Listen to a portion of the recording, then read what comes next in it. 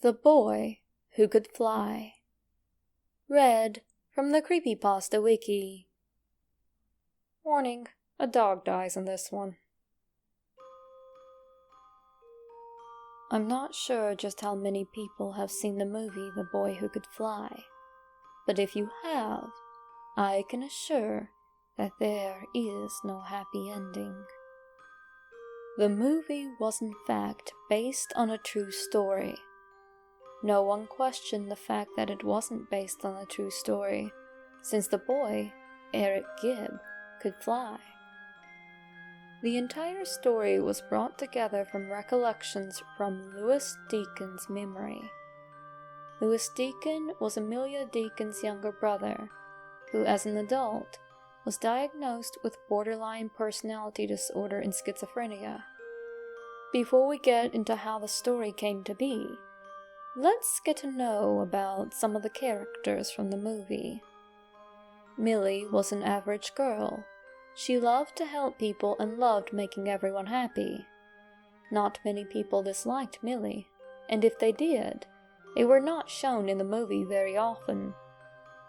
Millie befriended and helped take care of an autistic boy, Eric Gibb. Eric had never had many friends, though he was very happy as a child. His parents loved him very much, and he was rarely unhappy in his younger years. Eric's parents one day were going on a vacation for the two of them to Italy. Eric was left to stay with his uncle, Hugo Gwynn. Eric, being autistic, would never speak or show any emotion around anyone but his parents. The night that Eric's parents were on their flight to Italy, an unexpected thunderstorm arose. The plane was struck by lightning and crashed into the ocean. The plane was eventually recovered weeks later, but there were no survivors to be found. Somehow, as the plane was going down, Eric knew. As soon as it was struck by lightning, he began mimicking the motion of an airplane in an attempt to save his parents. Of course, it didn't work, but from that day forward, Eric would mimic an airplane out on his uncle's windowsill. Now, for some reality, as the story shows, everyone loved Millie. But in reality, no one really spoke to her. She had no friends at all when she moved into town, and she didn't gain any until the day she passed away, besides Eric. Geneva, Millie's friend in the movie, was added into the story to make it a tad bit more interesting for the viewers. Millie was suffering in a deep depression due to the loss of her father who had committed suicide just months earlier. Millie's mother was an alcoholic and would have Millie do all of the work around their new house. In the movie, Millie's mother was struggling to move up in her workplace, but in reality, she was never looking for work. Their two-story house was purchased with the money the family collected from an insurance agency after the father had killed himself. Louis was around the age of 8 or 9 when they moved into the house. He had known of his father's passing, but the family had reassured him that he passed away from a fatal disease. Louis dealt with the situation differently from the rest of the family. He planned to join the army when he grew old enough, and for the time being, he would act out acts of violence with his toys. His mother thought he was just playing, but Louis was deeply troubled as a child. Now, back to the movie itself. In a scene near the end, Eric and Millie are seen running from 2 police officers inside of their school to keep Eric from getting sent back into a mental institution.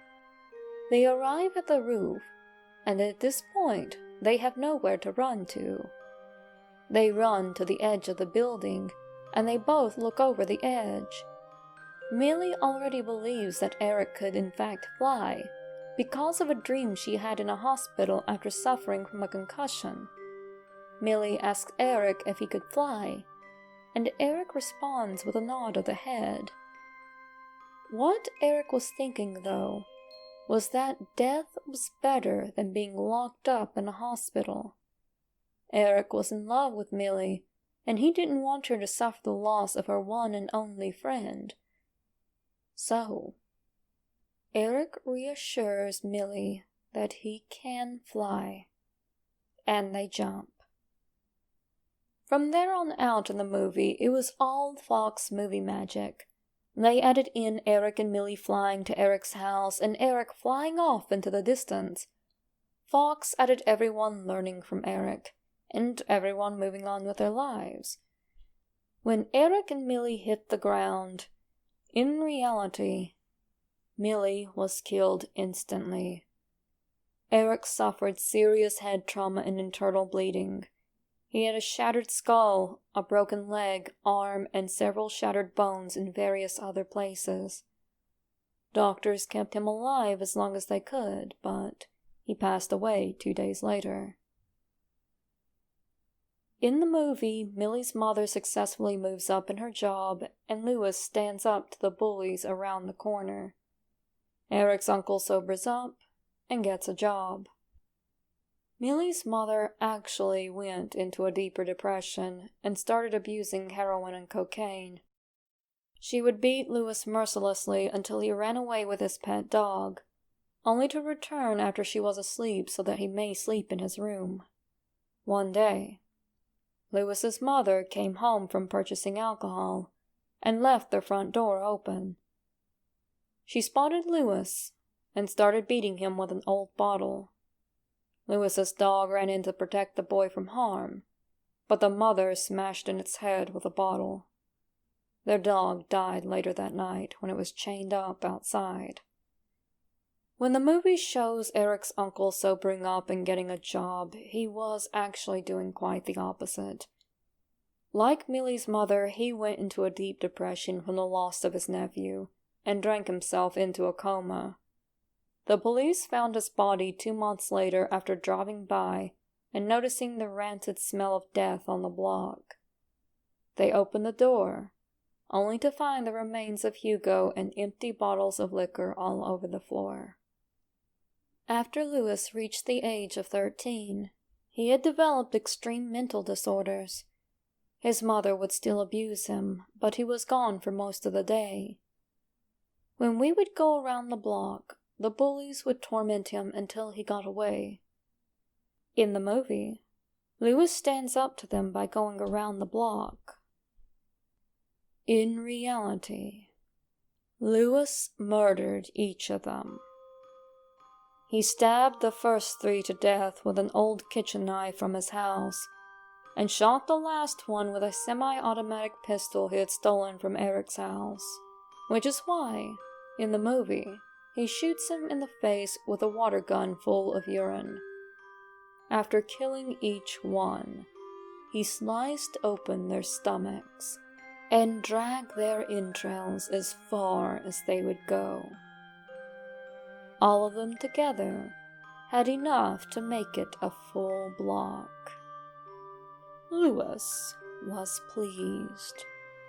He sat on the corner with the remains of the bullies in his hands. The police were shortly notified after the gunshots were heard, but did not respond fast enough to stop the gruesome acts that occurred afterwards. They arrested the child and sent him to a juvenile detention center, where he grew older. His mother, without having anyone else to take her pain out on, took it out on herself. She hung herself 4 days after being notified of Lewis's arrest. Lewis was 25 and being held in a high-security prison somewhere in Ohio. An inmate in the prison would overhear Lewis talking about himself and wrote to his mother in California. He wrote about the things that Lewis talked about all day and how horrifying they were to him. The inmate committed suicide after being next to Lewis's room for 2 years, because he would hear Lewis threatening to torture the inmate if he ever got the chance.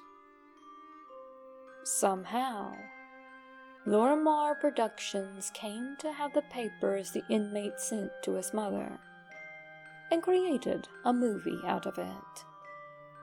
They teamed up with Fox and produced the movie entitled The Boy Who Could Fly.